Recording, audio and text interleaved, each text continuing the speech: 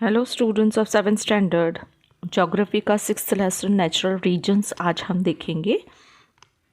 देखिए यहाँ पर कुछ पिक्चर्स हमें दिए हैं, हाउसिंग से रिलेटेड है, फिर क्लोथिंग से हैं, फ्लोरा एंड फौना, फिर फूड, इन सब से रिलेटेड कुछ पिक्चर्स दिए हैं और हमें कहा गया है इंडेक्स 1 के अनुसार आप इस पर टिक कीजिए। इंडेक्स 1 में हमें दिया है आई यूज़ एक्सपीरियंस, अगर आपने इनमें से कुछ एक्सपीरियंस किया है, यूज़ किया है तो उस पर राइट टिक कीजिए। आई हैव सीन, अगर आपने देखा है तो स्टार, और I do not know about it, और आपको यदि पता नहीं है तो क्रॉस। इस तरह से आपको इन पिक्चर्स पर जो है प्रॉपर साइन देना है। तो ये एक आपको जस्ट आइडेंटिफिकेशन के लिए एक आपसे जो है पिक्चर के द्वारा पूछा गया है कि आप इनमें से किस चीज़ को जानते हैं। जैसे यहाँ पर देखो बिल्डिंग दिए है, इग्लू है, फिर जो भी स्काई स्क्रैपर दिख रहा है, हमें हट दिख रही है, तो इसमें से आपने अगर कुछ एक्सपीरियंस किया है, जिसे ना देखा हो, इसके बारे में ना जानते हो, तो उस पर आप प्रॉपर साइन लगा कर टिक कर सकते हैं। ठीक है, तो इन पिक्चर्स में हम देख रहे हैं डिफरेंट प्रकार के फूड हैं, डिफरेंट प्रकार के जो फ्लोरा एंड फौना, मतलब जो भी हमें संपत्ति जिसे हम कहते हैं, जो वनस्पति के रूप में हमें मिलती है, फिर क्लोथिंग के रूप में अलग अलग स्टेट्स, अलग अलग कंट्रीज़ के जो अलग अलग क्लोथिंग दिखाई गई है, फिर अलग अलग शेल्टर्स दिखाए गए हैं ना। इस तरह से हम इनके बारे में जान सकते हैं। तो नेचुरल रीजन्स से मतलब है कि किस तरह से निसर्ग ने अलग अलग प्रकार के प्रदेशों की रचना की है, उनके बारे में हम यहाँ पर जानेंगे। देखिए, there exist a large number of different things in the world than those we see in our surrounding. बहुत सारी ऐसी चीज़ें हैं इस संसार में, इस वर्ल्ड में, जो हम बहुत सी अपने आसपास भी देखते हैं और कुछ हम पिक्चर्स के या फिर मीडिया के द्वारा हमें ये मालूम पड़ती है। We see different educational and informative TV programs about wildlife। अभी हम आजकल तो हम टीवी पर बहुत सारे ऐसे चैनल्स हैं जो हमें डिफरेंट प्रकार की वाइल्ड लाइफ के बारे में और अलग अलग कंट्रीज़ के जो रहन सहन है उसके बारे में हमें बताते हैं। We become curious to know more about this wild life, और हमें वाइल्ड लाइफ के बारे में जानने में बहुत उत्सुकता रहती है, क्यूरियोसिटी रहती है। Why is this wild life not seen in our areas, तो ये वाइल्ड लाइफ है वो हमारे आसपास क्यों नहीं दिखाई देती। Why are they not similar to things in our areas, हमारे एरियाज़ की तरह उनकी लाइफ क्यों नहीं रहती है। व्हाट कॉजेज दिस डिफरेंस, ये अंतर क्यों होता है। तो let us try to find the reasons behind all this, तो इस सब के पीछे क्या कारण है वो अब हम देखेंगे। तो यह पिक्चर्स के द्वारा आप पहले इन्हें भी आप देख सकते हैं। यह भी मैंने आपको एक्सप्लेन किया कि डिफरेंट प्रकार का खाना है, डिफरेंट प्रकार का रहना है, वनस्पतियां हैं, इनके बारे में हमें इन पिक्चर्स में बताया गया है। चलिए अब हम देखते हैं कि किस तरह से यह सब चीज़ें अलग अलग होती हैं, निसर्ग ने इन्हें किस तरह से अलग अलग बनाया है। There are differences in terms of landforms, climate, soils etcetera in different parts of the world. इतने बड़े पूरे विश्व में सभी जगह की ज़मीनें अलग होती हैं, उधर का क्लाइमेट अलग होता है, मिट्टी अलग होती है। तो this difference is mainly due to the availability of sunlight and water in that region. उस एरिया में जिस तरह का सनलाइट होगा, जिस तरह का पानी अवेलेबल होगा, उस तरह का वहाँ पर जो भी हमें वातावरण है वो देखने को मिलेगा। The availability of sunlight and water keeps on changing from equator to poles. तो सनलाइट और वाटर जो है वह इक्वेटर से लेकर पोल्स तक हर जगह पर चेंज होता रहता है। You have studied this in the previous standard, हमने अलग अलग पहले भी स्टैंडर्ड्स में इन सभी के बारे में जाना है। जैसे कि मरुस्थल एरिया, डेजर्ट्स होते हैं, तो वहाँ पर बहुत ज़्यादा हीट रहती है और पानी की कमी रहती है, और जहाँ बहुत ज़्यादा पानी होता है वहाँ पर अक्सर बहुत ज़्यादा बारिश भी होती है, साल भर करीब बारिश होती है। तो इस तरह से अलग अलग रीजन्स का जो रहन सहन होता है वो अलग अलग होता है।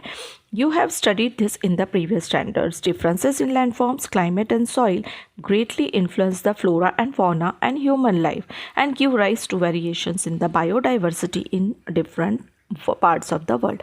और जो ज़मीनों के अलग अलग प्रकार हैं, जो क्लाइमेट अलग अलग होता है, मिट्टी सॉइल जो अलग अलग होती है, उसकी वजह से उस जगह का फ्लोरा और फौना, मतलब वहाँ का जो भी पेड़ पौधे एनिमल लिविंग जो है वो उसके अकॉर्डिंग होती है, उस क्लाइमेट के अकॉर्डिंग होती है, और ह्यूमन लाइफ भी उन्हीं के अनुसार चलती है। On the other hand there are similarities of parts of the world, or on the other hand there are similarities of climate, vegetation and animal life in different continents that spread between certain latitudes। और अगर हम दूसरी ओर से देखेंगे कि कुछ जगह पर समानताएं भी होती हैं क्लाइमेट में, वेजिटेशन मतलब जो भी सब चीज़ वगैरह अवेलेबल होती हैं, एनिमल लाइफ के बारे में जो है वो अलग अलग कॉन्टिनेंट में होते हैं, लेकिन कभी कभी उनमें रहन सहन में एक जैसापन होता है। This similarity stand out as the distinctive feature of this regions. तो यह एक सिमिलैरिटी अगर रहती है तो उस रीजन की एक विशेषता कही जाती है। As this region stand out on the basis of natural factors they are called natural regions. तो नेचर के अनुसार, उसके फैक्टर्स के अनुसार जिस तरह भी वहाँ के लोगों का रहन सहन होता है, वहाँ की लिविंग बीइंग रहते हैं, उसी के अनुसार उसे हम नेचुरल रीजन्स कहते हैं। The natural environment of such regions affects the living world including human being. The entire land area on the earth can be divided into these natural regions. तो नेचुरल एनवायरनमेंट अगर इन regions का जो रहता है उसी के अनुसार लिविंग वर्ल्ड रहता है, जिसमें ह्यूमन बीइंग भी इंक्लूड रहते हैं। पूरा जो एरिया है अर्थ का, यह नेचुरल रीजन्स के अकॉर्डिंग ही डिवाइडेड होता है। Let us try to understand their distribution with the help of maps and tables given in this lesson. तो अब हम इसको आगे मैप और टेबल के अनुसार इसे पढ़ेंगे। देखिए यहाँ पर रीजन्स अलग अलग दिखाए गए हैं और उनकी लोकेशन बताई गई है और उनका क्लाइमेट बताया गया है। जैसे रीजन, टुंड्रा रीजन जिसे हम टुंड्रा प्रदेश भी कहते हैं, इसका लोकेशन जो है between 65 degree to 90 degree parallels होता है, और यह ग्रीनलैंड है, north Canada, north Europe, north Asia, ये इसमें आते हैं। और इधर का जो क्लाइमेट रहता है, mean summer temperature 10 degree Celsius, mean winter temperature approximately -20 to -30 degree. देखिए यहाँ -20 से -30 डिग्री तक भी टेम्परेचर जाता है। Mean annual rainfall 25 to 300 mm। Very cold climate. और टुंड्रा रीजन का जो क्लाइमेट जो रहता है बहुत ही ठंडा रहता है, मतलब पूरे साल यहाँ पर बर्फ़ ही बर्फ़ रहती है। और ये कहाँ पर लोकेटेड है, तो between 65 degree to 90 degree parallels में आता है।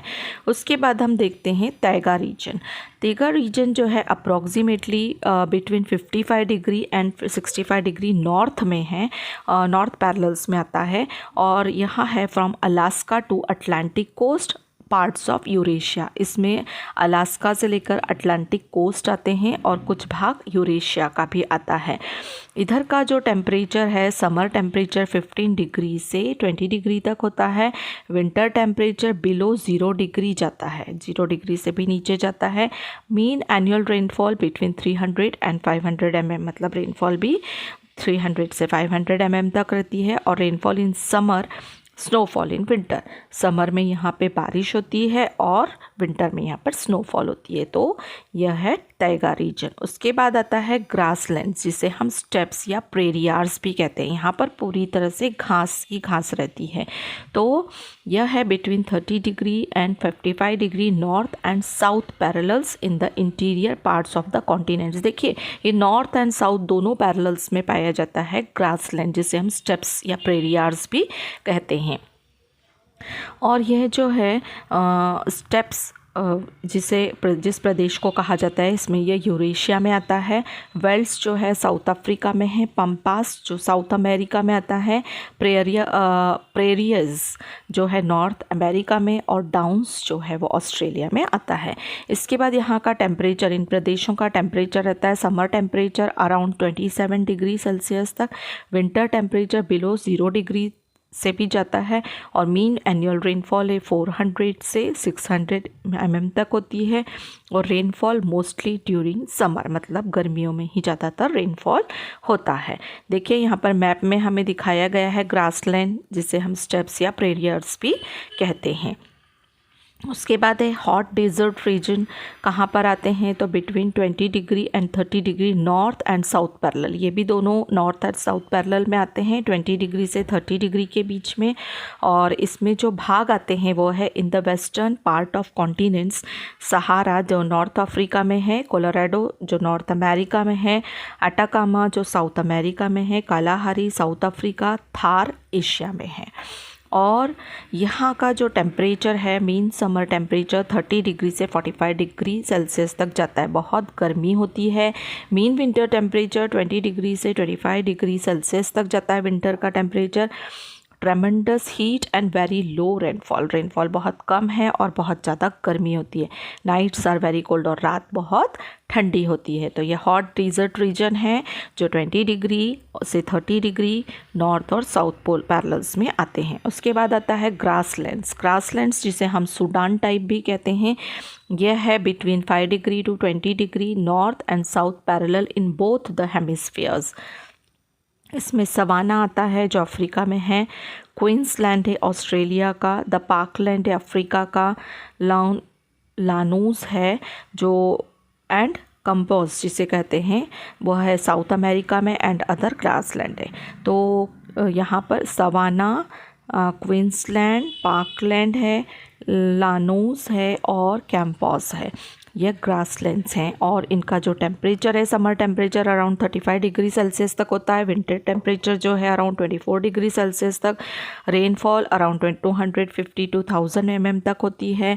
हॉट एंड ह्यूमिड समर होता है और वार्म एंड ड्राई विंटर होता है, मतलब यहाँ का जो विंटर है बहुत सूखा और गर्म होता है और समर जो है वो भी हॉट एंड ह्यूमिड होता है। तो यह है सूडान टाइप का ग्रासलैंड। उसके बाद आता है इक्वेटोरियल रीजन्स जो बिटवीन 5 डिग्री नॉर्थ और 5 degree south of the equator दोनों जगह में होते हैं, इक्वेटर के 5 डिग्री नॉर्थ और 5 डिग्री साउथ में। इसमें Malaysia, Indonesia, Singapore, Guyana. Tundra region का नेचुरल वेजिटेशन, एनिमल लाइफ और ह्यूमन लाइफ हम देखेंगे। तो नेचुरल वेजिटेशन अगर हम वहाँ के पेड़ पौधे देखें तो शॉर्ट लिव्ड वेजिटल लाइफ होती है उनकी, शॉर्ट ग्रास रहते हैं, स्मॉल श्रब्स है, फ्लावर्स, लीचन्स एंड मॉस, इस तरह के बिल्कुल छोटे छोटे प्लांट्स वहाँ पाए जाते हैं। एनिमल लाइफ देखेंगे तो हम कैरिबो, रेंडियर वहाँ पाए जाते हैं, पोलर बियर्स है, फॉक्सेस है, वॉलरस एंड सील हैं। उसके बाद animals with soft and thick fur, क्योंकि नेचुरली वहाँ पर बहुत बर्फ़ होती है इसलिए वहाँ के एनिमल्स जो रहते हैं उनका सॉफ्ट और थिक फर होता है बॉडी पे। उसके बाद ह्यूमन लाइफ देखेंगे तो हंटिंग एंड फिशरीज़, अब वहाँ खेती तो हो नहीं सकती इसलिए वहाँ के लोग क्या करते हैं, शिकार करते हैं और मछली जो है वह उनका शिकार करते हैं। हाई टेंट्स, इग्लू हाउसेस, उनके जो घर भी रहते हैं जिन्हें हम इग्लू कहते हैं वो भी बर्फ़ों से बने रहते हैं, टेंट वगैरह में रहते हैं और स्लेज का यूज़ करते हैं। एस्कीमो पीपल, उन्हें वहाँ पर एस्कीमो लोग कहा जाता है, इनकी लाइफ बहुत टफ होती है। पॉपुलेशन जो है बहुत कम है और बहुत फैली हुई रहती है। ठीक है, सेकेंड हमने देखा था तैगा रीजन, और तैगा रीजन का नेचुरल वेजिटेशन वहाँ पे जो कॉनीफेरस फॉरेस्ट होते हैं, कोन की तरह जो उगते हैं वैसे वाली ट्रीज़ होती हैं। लीव्स जो हैं नैरो होती हैं क्योंकि वहाँ पर भी जो है बर्फ़ रहती है। तो यहाँ पर भी क्या है कि branches leaning towards the ground, branches जो शाखाएं पेड़ों की वह बिल्कुल ग्राउंड को टच करती हुई रहती हैं। Would is light and soft, लकड़ियाँ बहुत सॉफ्ट और लाइट होती हैं। और स्प्रूस, फर, पाइन, रेडवुड एट्सेट्रा, ये इस प्रकार की वहाँ पर ट्रीज़ पाई जाती हैं। उसके बाद यहाँ के एनिमल्स जो होते हैं have soft and thick fur, इनके भी सॉफ्ट और थिक फर होते हैं। कैरिबोस, एल्क्स, एरमाइन, बेवर्स और सिल्वर फॉक्स, मिंक्स, बियर्स यहाँ पर पाए जाते हैं। पॉपुलेशन बहुत कम होती है। Lumbering and hunting are major occupation, same ये लोग भी हंटिंग वगैरह करके अपना जीवन निकालते हैं। फिर एग्रेरियन एक्टिविटीज़, बहुत कम खेती की प्रोसेस वहाँ दिखाई देती है। उसके बाद हमने देखा स्टेप्स का, तो वहाँ पर एक्सटेंसिव ग्रास रंचेस आर सीन, वहाँ पर बहुत जो है घास ही घास रहती है। Short grasses growing in the looms, वहाँ पे छोटी घास ज़्यादा उगती हैं। Grass gets dried up into winter, और विंटर में जो घास है वह सूख जाती है। Alder polar trees are found, और उसके बाद एल्डर पॉपुलर ट्रीज़, वहाँ पर इस तरह की ट्रीज़ मिलती हैं जिनके यह नाम है। उसके बाद वाइल्ड लाइफ, उसमें डियर ज़्यादा रहते हैं, हॉर्स है, है, डॉग है, wolves, bisons, rabbit, hares, kangaroos, dingoes etcetera, इस तरह के एनिमल्स वहाँ पाए जाते हैं। और डोमेस्टिकेटेड एनिमल्स लाइक शीप, वहाँ पर पशुपालन होता है जिसमें शीप है, goat, cattle, horse, donkeys are also found, ये सब वहाँ पर एनिमल्स मिलते हैं।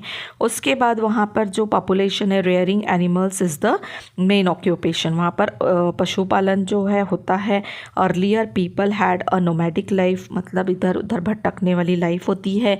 लिव्ड इन हाई टेंट्स, और उसके बाद टेंट्स में वहाँ के लोग रहते हैं। किर्गिज़, यहाँ के लोगों को किर्गिज़ पीपल कहा जाता है। और Kirghiz people are no more nomadic, now stay in well built houses, और अब ये लोग अपने घर बनाकर रहने लगे हैं। ग्रो वीट, और अब ये लोग वहाँ पे जिस तरह हम देखते हैं कि घास ज़्यादा होती है, इसलिए अब यह लोग गेहूँ भी उगाते हैं। उसके बाद हमने देखा कि फोर्थ वाला जो हमने देखा था, देखिए यहाँ पर हॉट ग्रासलैंड हमने थर्ड देखा था, हॉट डेजर्ट रीजन। अब हॉट डेजर्ट रीजन जो है उसमें थॉर्नी बुशेस है, सच वहाँ पर मरुस्थल जैसा वातावरण रहता है, इसलिए वहाँ पे थॉर्नी बुशेस, कांटे वाले झाड़ रहते हैं, बहुत कम पत्तियाँ होती हैं। Leaves are narrow, oily, have thick bark, और ऑयली जैसे जो हम नागफनी वगैरह देखते हैं, एलोवेरा देखते हैं, इस तरह की झाड़ियाँ पाई जाती हैं। उनके जो बार्क होते हैं वो थिक होते हैं। Once moisture in soil is consumed, plants die. Examples cactus, sisal, palm, date palm, इस तरह की ट्रीज़ वहाँ पर पाई जाती हैं, कैक्टस, सीसल, पाम और डेट पाम। उसके बाद एनिमल लाइफ देखेंगे तो camels survive for days without water, वहाँ पर कैमल्स पाए जाते हैं क्योंकि नेचुरली वही थोड़े बहुत ज़्यादा दिन तक बिना पानी के रह सकते हैं।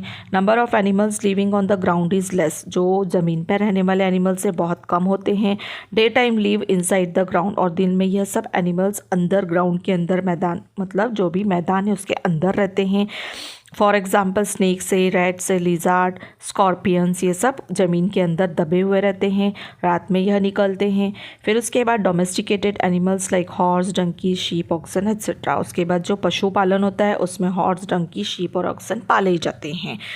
यहाँ के लोगों को बदाउन्स कहते हैं, जो सहारा में रहते हैं। बुशमैन कालाहारी में रहने वाले होते हैं। और अबोरिगिन्स ऑस्ट्रेलिया में हैं। उसके बाद most of the needs get fulfil through animals, और ये एनिमल्स से ही मोस्टली सब अपनी खाने पीने की व्यवस्था करते हैं। उसके बाद agriculture is confined to river, valley and oasis, यहाँ बहुत कम जगह पर पानी पाया जाता है ना, तो वहीं पर एग्रीकल्चर या खेती होती है। उसके बाद का जो हमने रीजन देखा, हॉट रीजन के बाद का हमने देखा था ग्रासलैंड, जिसे हम सूडान टाइप कहते हैं। तो सूडान टाइप में टॉल और थिक ग्रास होती है, बड़ी घास होती है। उसके बाद है height of grass around 6 metre, इधर की जो घास होती है वो 6 मीटर हाइट तक होती है, जिसे एलिफेंट ग्रास भी कहते हैं। ट्रीज़ आर रेयर, यहाँ की जो झाड़ियाँ बहुत रेयर होती हैं। They have and have umbrella like canopy, उस पर बिल्कुल उसकी जो छत होती है, जैसे कि पेड़ होते हैं ना, बिल्कुल अम्ब्रेला टाइप दिखते हैं, जैसे अकाकिया, अगेव, सीसल, पाइनएप्पल, कैक्टस, इस तरह के यहाँ पर पेड़ पौधे पाए जाते हैं। उसके बाद एनिमल्स हम देखें तो large number of herbivores and carnivorous animals, मतलब सभी तरह के एनिमल्स होते हैं, हर्बीवरस भी और कार्निवरस भी। उसके बाद nature has gifted them with speedy legs, उनके जो पैर हैं नेचर ने उन्हें बहुत ज़्यादा ताकत दी है, बहुत ज़्यादा तेज़ी से ये भाग सकते हैं। Skin of the animals has a colourful spots और स्ट्रिप्स बैंड, इस तरह के जिस तरह जेब्रा होता है वो वहाँ पर पाया जाता है।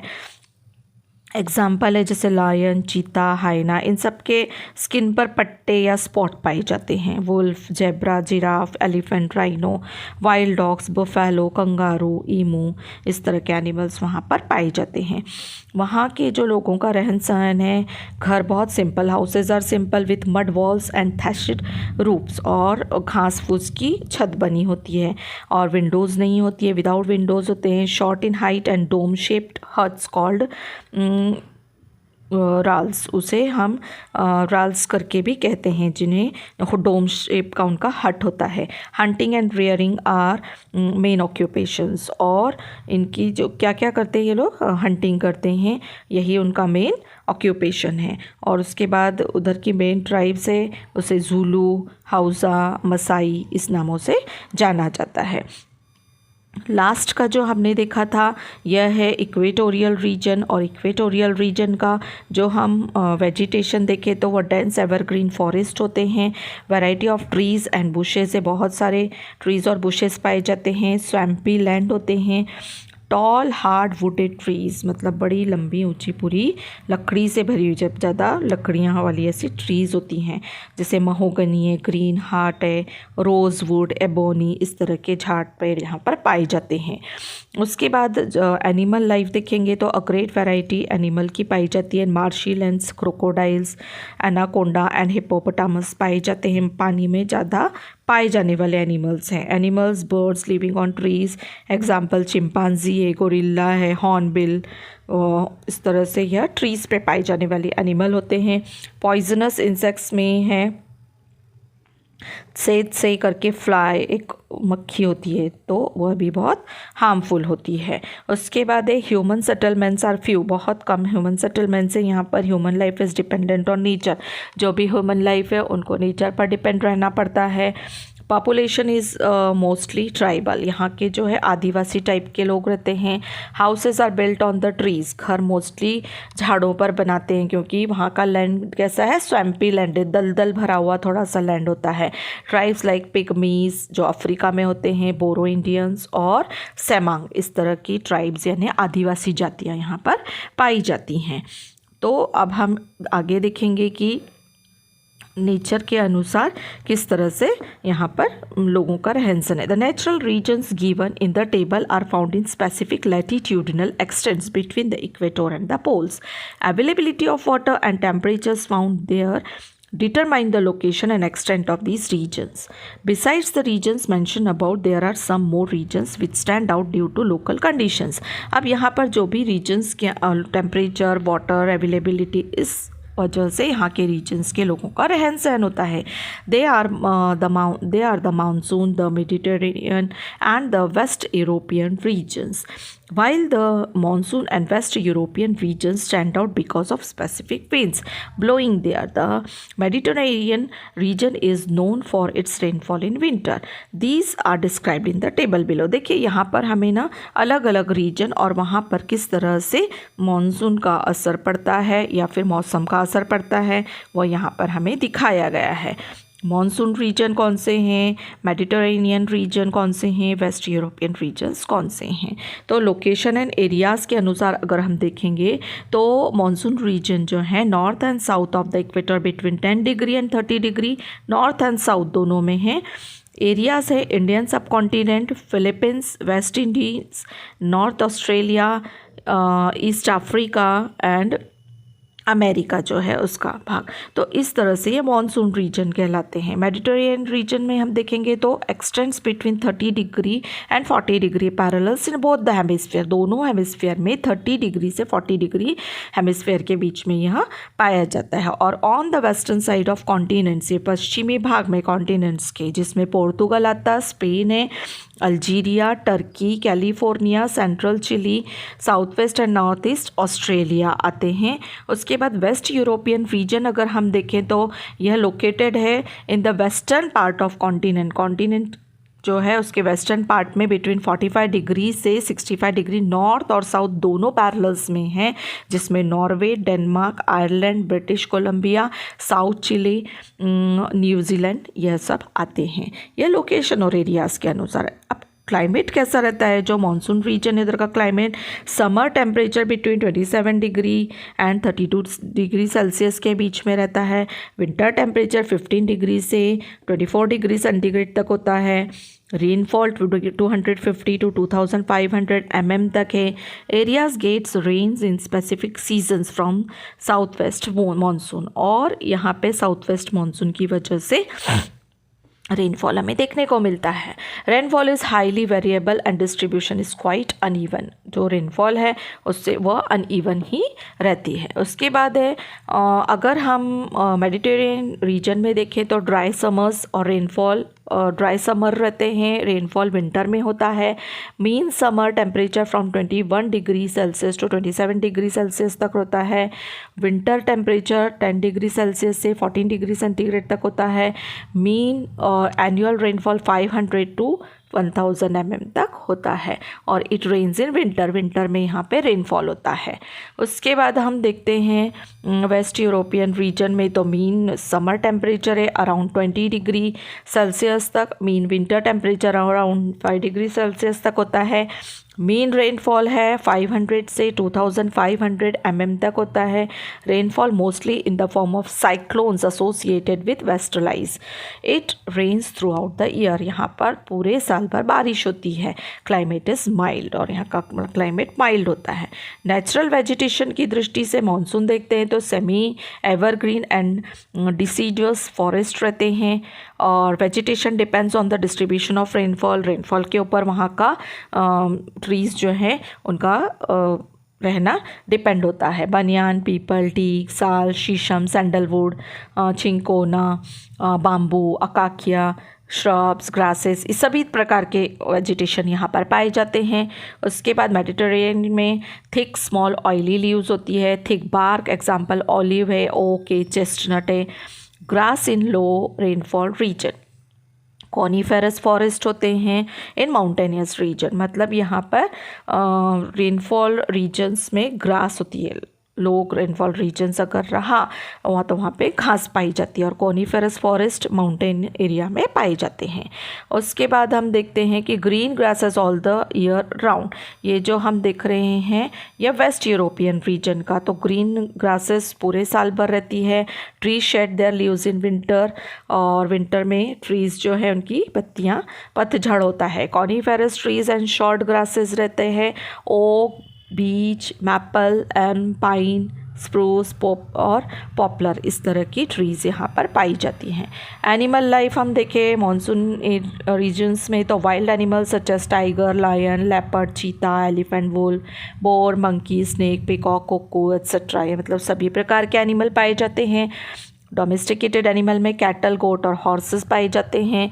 मेडिटेरेनियन में due to animal husbandry domesticated animals found होते हैं, और large number of goat, sheep, cow, mules, horses यह पाए जाते हैं।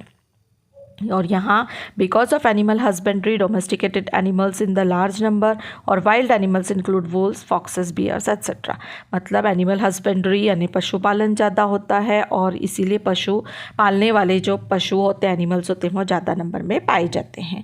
ह्यूमन लाइफ मानसून में देखें तो large number of small Hamlet's, considerable differences in diet and costumes, population is mostly involved in primary occupation, main occupation is agriculture, mostly खेती पर depend रहने वाली पॉपुलेशन होती है। अब यहाँ पे हम मेडिटेरेनियन में देखेंगे तो seat of Greek and Roman civilisation है। यहाँ पे मेन ऑक्यूपेशन एग्रीकल्चर ही है, मोस्टली फ्रूट और फ्लावर कल्टीवेशन होता है।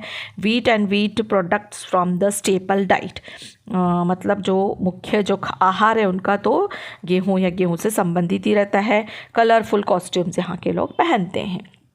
और लास्टली हम देखेंगे तो यहाँ पे इंडस्ट्रियस एंड एंथुजियास्टिक पीपल रहते हैं, have been mainly sailors and explorers होते हैं, यूज़ वुलन क्लोथिंग, वुलन कपड़े ज़्यादा पहनते हैं, have achieved progress in secondary and territory sector, यहाँ पे खेती ज़्यादा नहीं होती लेकिन अदर इंडस्ट्रीज़ ज़्यादा डेवलप्ड होती है।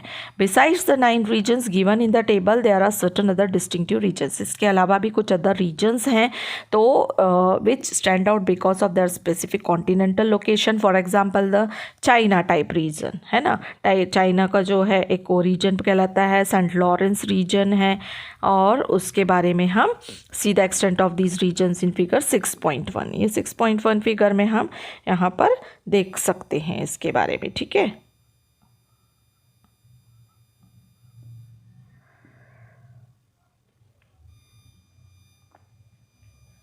अभी यहाँ पर हमें कुछ ऑलवेज रिमेंबर और कुछ क्वेश्चंस दिए हैं मैप से रिलेटेड, और इसमें हम एक और बात देखेंगे यहाँ पे क्या दिया है। देखिए, why are animals like lions not found in equatorial forest, और कुछ अदर जो है हमें एक्सप्लेनेशन भी दिया है। As one travels from the equator to the poles the spectrum of biodiversity narrows down. तो जैसे जैसे हम इक्वेटर से पोल्स की तरफ जाते हैं तो हमें जैविकता कम होती दिखाई देती है। This leads to the issue of availability of natural resources. का कारण है कि नेचुरल रिसोर्सेज पोलर रीजन्स में ज़्यादा अवेलेबल नहीं रहते। This adversely affects human occupation, और उसकी वजह से ह्यूमन ऑक्यूपेशन कुछ अवेलेबल नहीं होगा, इसलिए वहाँ पर लाइफ ज़्यादा नहीं रहती है। In monsoon regions agriculture and allied activities form the main occupation of the people. और मानसून रीजन में एग्रीकल्चर मेन ऑक्यूपेशन, इसलिए यहाँ पर इस तरह के लोग सिविलाइजेशन पाई जाती है। In equatorial regions occupation like gathering of gums, honey, rubber, lac etcetera are all based on forest produce. और इक्वेटोरियल रीजन्स में गम गैदर करना, शहद है, रबर है, लाक है, इन चीज़ों को मतलब गैदर करना, इकट्ठा करना और उनसे वस्तुएं बनाने का काम होता है। तैगा is a soft wood forest. तैगा में बहुत सॉफ्ट वुड आती है, तो ये इस तरह का जंगल है। Therefore lumbering is the main occupation there, इसलिए वहाँ पर लंबरिंग मेन ऑक्यूपेशन कहलाता है। In tundra region in tundra region the main occupation is hunting and fishing. Tundra region में मेन ऑक्यूपेशन शिकार करना और मछली मारना है। Extensive farming is undertaken in grassland nowadays. और आजकल तो फार्मिंग ग्रासलैंड में भी होने लगी है। Significant differences are found in the environment and available resources in different natural resources. The use of resources is dependent on that regions progress in science and technology. अब कोई भी रीजन हो, उसकी प्रोग्रेस वहाँ की साइंस एंड टेक्नोलॉजी की वजह से भी डेवलप होती है। Similarly the history and cultural organisation of that people also affects the life of the people. वहाँ की हिस्ट्री, वहाँ का कल्चरल ऑर्गेनाइजेशन भी वहाँ के लोगों की लाइफ को जो है अफेक्ट करता है। यहाँ पे हमें दिया है always remember not only human life but the entire living world on the earth depends on available natural resources. जितना भी वर्ल्ड के लिविंग बीइंग है सभी नेचर रिसोर्सेज पर डिपेंड रहते हैं, नेचुरल रिसोर्सेज पर डिपेंड रहते हैं। Hence while utilising this resources we must think of all the living organism. जब भी हमें इसे यूज़ करना है तो हमें अदर लिविंग ऑर्गेनिज्म के बारे में भी सोचना पड़ेगा। The concept the earth is one single family will become a reality only if we do that. और अगर ये कंसेप्ट कि यह जो अर्थ है वह एक सिंगल फैमिली की तरह अगर हम ऐसा सोचेंगे तो ही हम इन सारे चीज़ों का उपयोग अच्छी तरह से अपने लिए और सभी के लिए कर सकेंगे। यहाँ पे दिया है do you know about 25% of the deserts on the earth are sandy desert. हमारे जो अर्थ है उस पर 25% जो डेजर्ट का भाग है वो मोस्टली सैंडी है, जहाँ पर रेत ही रेत है। Many of the deserts are occupied by rock exposures और covered by the stony western pebbles. बहुत सारा जो डेजर्ट्स है उस पर चट्टाने ही चट्टाने हैं और पत्थर ही पत्थर हैं। Some have high hills with narrow rocky pinnacles. Deserts like Ladakh in our country or Arizona in the United States of America are one of this type. तो डेजर्ट जैसा लद्दाख हो गया और यूनाइटेड स्टेट्स में जो एरिजोना डेजर्ट है यह भी एक तरह के इसी टाइप में आते हैं। Strong winds blowing in the desert lift the and deposit sand to make sandy hills और सैंड ड्यून्स। तो जब भी बहुत ज़्यादा स्ट्रॉन्ग विंड चलती हैं तो इन रेत से ही बहुत बड़े बड़े पहाड़ की तरह डिपॉजिट बन जाते हैं। Some dunes can be as high as 200 metre. कोई कोई ड्यून्स मतलब जो भी सैंडी हिल्स बनते हैं वह तो कभी कभी 200 मीटर तक ऊंचे हो जाते हैं। These hills do not remain stationary but keep moving slowly under the influence of winds. At times villages get buried under them. तो ऐसा नहीं है, जब और ज़ोर से अगर स्ट्रॉन्ग विंड चलेगी तो यह पहाड़ कभी कभी इन पे से यह रेत बह भी जाती है और जिसके अंदर कभी कभी विलेज भी दब जाते हैं। तो ये इस तरह की इन्फॉर्मेशन है। और इसके बाद है आपकी एक्सरसाइज, तो आप इसका एक्सप्लेनेशन अच्छी तरह से फॉलो कीजिए। मैं नेक्स्ट वीडियो में आपको इसकी एक्सरसाइज या इसके क्वेश्चन आंसर दूंगी, तो प्लीज़ आप इसे अच्छी तरह से फॉलो कीजिए, ज़्यादा से ज़्यादा शेयर भी कीजिए जिससे बहुत सारे बच्चों का फ़ायदा हो सके।